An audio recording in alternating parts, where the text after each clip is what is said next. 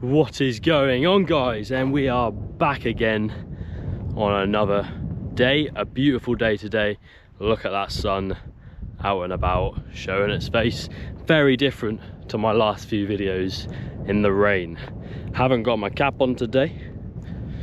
I might order one. I've been looking at some caps recently and with some specific messages on them. So yeah, you might see me in one next video.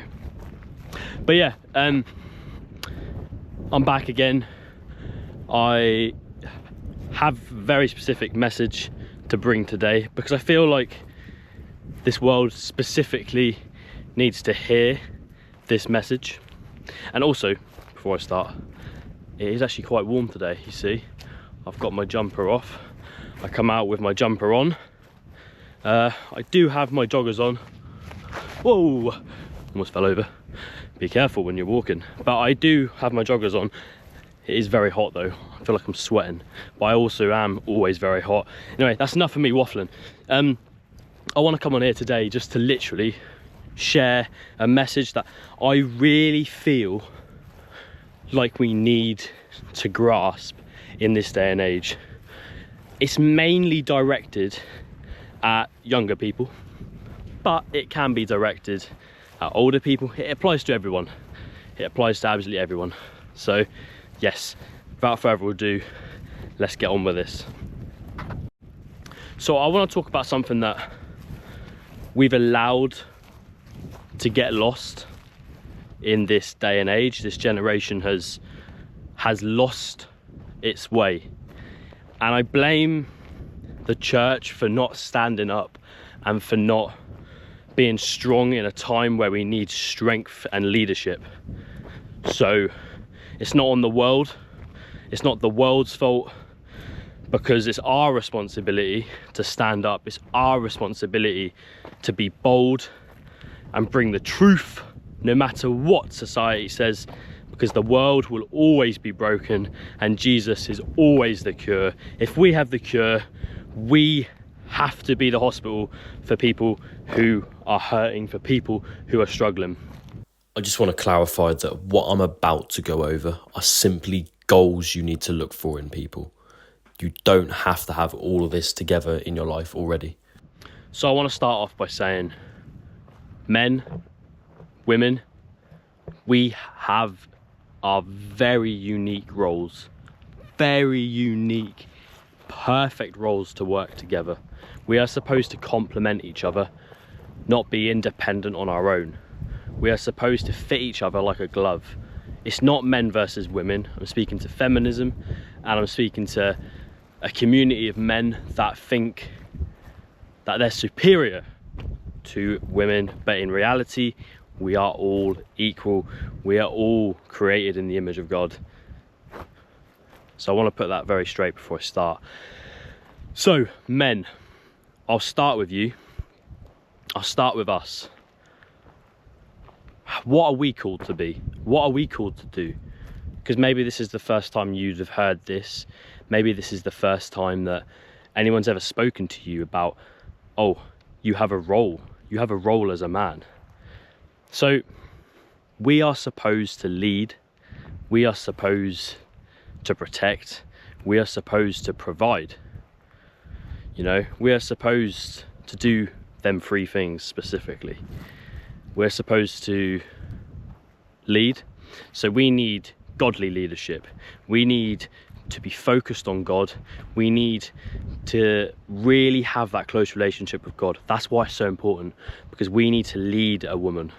We need to be able to have a woman that trusts us because we trust God. So women, don't follow a man that has no spiritual insight. Don't follow a man, don't submit to a man that has no relationship with God, or even a minimal relationship with God. He has to put God first in every way of his life. That is how you know he's a godly man. Does he put you first as well? Does he put you just below God in that triangle, and then he puts himself last? Men, we have to put people before us.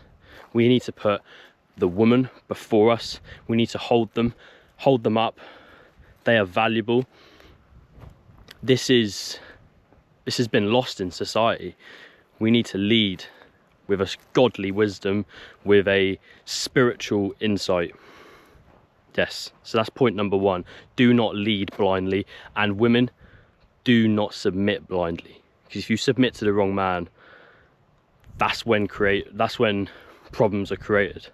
So yes, number one. Number two, men, we need to be able to provide. We have to provide for our family. We need to provide for our wife and our kids.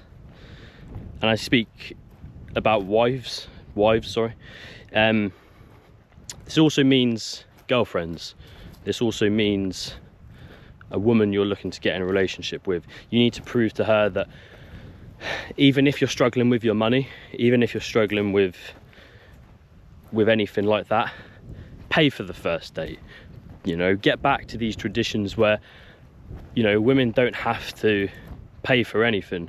And if you're struggling with paying for things, there's ways to make money in every way nowadays. So make money in different ways, research it, provide for your family. You know, this is one of the things that us Christian men have to do. And it's something that's been lost in society through the feminism rubbish of, oh, I'm an independent woman. Yeah, that's great, but it's not how God intended it. We're supposed to work together as a formidable team, as a perfect team. So that's number two. And the third thing, men, we need to protect women. We need to be able to step in when needed to protect them, not just physically, but spiritually as well. We need to be able to fight for them and protect them, just as a godly man should do. And women, if you are looking for a godly man, a man to lead, provide, protect, look for these three things and you won't go far wrong. But you might ask, women, how do I attract a man like that? And what a question that is. I can tell you the answer. Be virtuous, have high moral standards all the way up here. Have high moral standards. Don't settle for a man that is below what God wants for you. Don't settle for a man that can't provide, can't protect, that can't lead you. Don't settle for a man that doesn't have a close relationship with God. Don't settle for a man like this. You can't. You have to be virtuous. You have to have that high moral standard. And also, be supportive. Smile. Be happy. It's attractive. It's attractive to men. Be supportive. Be a nurturer. Be a nurturer. These are all important traits to have as a woman. And this video has broken down the roles of men and the roles of women. Very different. Do you realise how different they are? Do you realise how different a man's role is to a woman's role? And this is exactly how God created it. It's beautiful. We're supposed to work together. We're supposed to connect together. And we're supposed to be the most beautiful team because we both have different abilities. We both have different strengths. And we both have different weaknesses. My weakness, a man's weakness, will be a woman's strength. A woman's weakness will be a man's strength. And when you come together, no sex before marriage, when you come together and you create that bond together after marriage, and if you've done it before marriage, recommit yourself. Recommit yourself to doing it after marriage. You know, it's not too late. God forgives, God restores, and God wants to give you a future. And he also wants to bless you with this man if you haven't found this man already. Vice versa. He also wants to bless any men watching. He wants to bless you with this woman. So don't give up. there is still hope, and there is still a pathway to find the man of your dreams or the woman of your dreams. So don't give up, keep fighting, trust in Jesus, the only one that we can trust, the only one that will never let us down. So keep trusting, keep believing. Thank you for watching. I really, really, really hope that you've got so much from this video. So yes, thank you so much for watching, and I will see you in the next vlog. Peace.